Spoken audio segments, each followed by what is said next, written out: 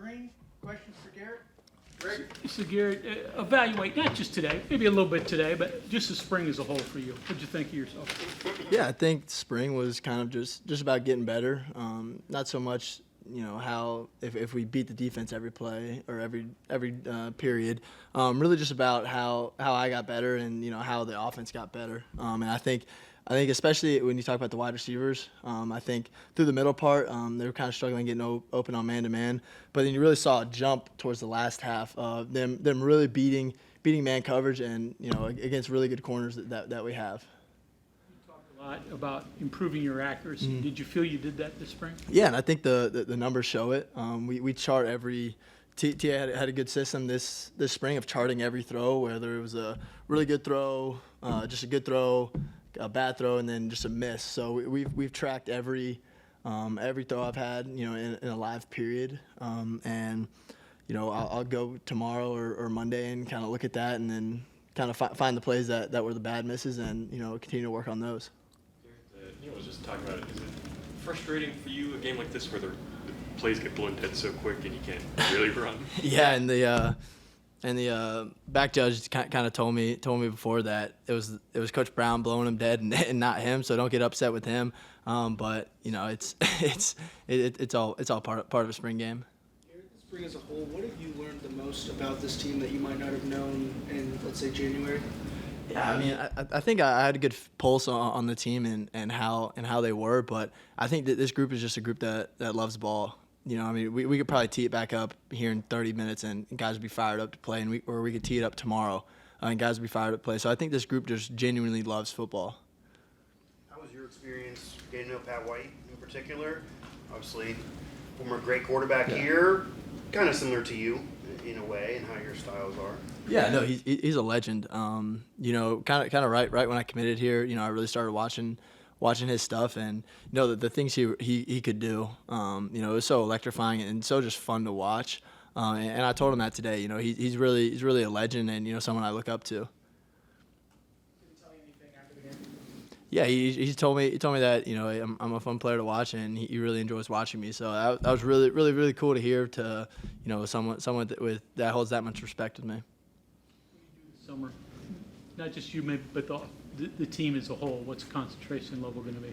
Yeah, so I think we're gonna go home for this next month and really have time to decompress because it was a long winter and a long spring. So really have time to decompress and then the Tuesday after Memorial Day we're really gonna hit the ground running and we'll watch. I'll watch all the stuff we need to work on. I'll work with Coach Brown and TA about that and then really get a plan for the summer.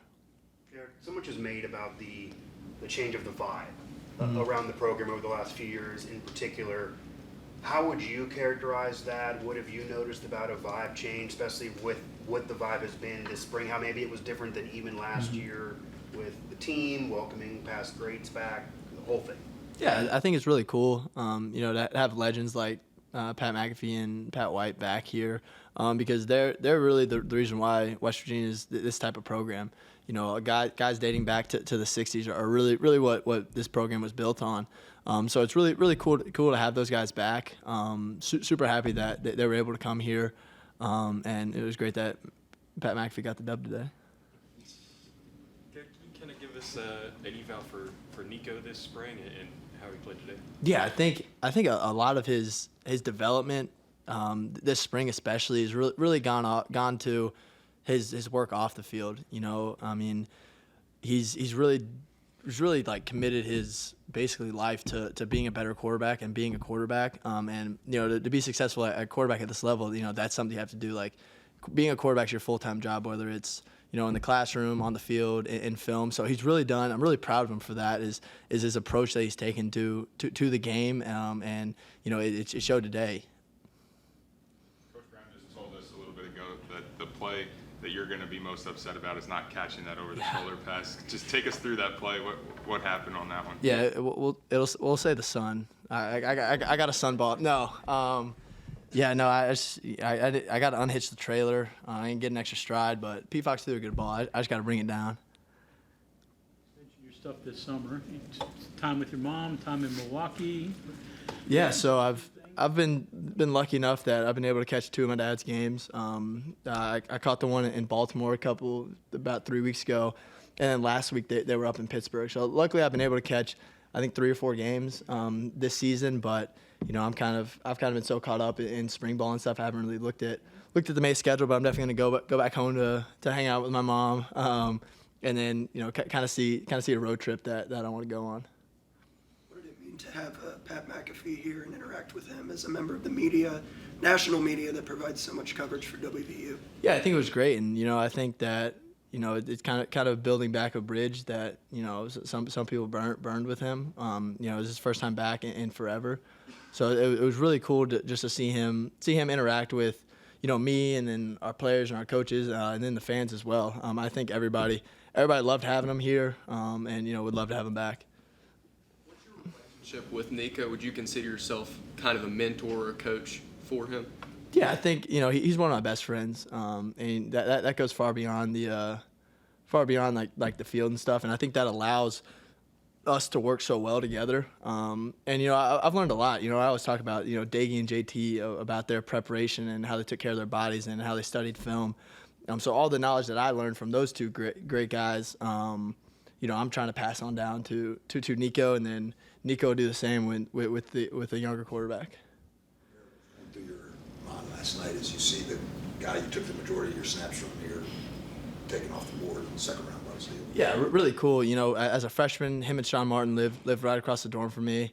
I went to his high school playoff game when I came on a visit here. So really just to see kind of the growth and a lot of people are going to pay attention to the draft night. But, I really saw for 4 years, the consistent daily work that he put in to achieve that. And I know the Steelers got an unbelievable player and an even better person. Preston's not the tallest, fastest, strongest, but I can't imagine having a lot more confidence throwing to a guy. It just seems like he gets his hands and everything and doesn't drop it. Was it like targeting him and knowing it's got a chance every time? Yeah, he's just one of those guys that, every ball you throw to him, you really feel like he's going to catch. And if he drops one or a DB makes a play on it or he doesn't haul it in, you're like shocked that he didn't catch it. So I think having that, especially on third down and kind of like must-win downs, it's great to have 2-9 in there. We're good. Thank you.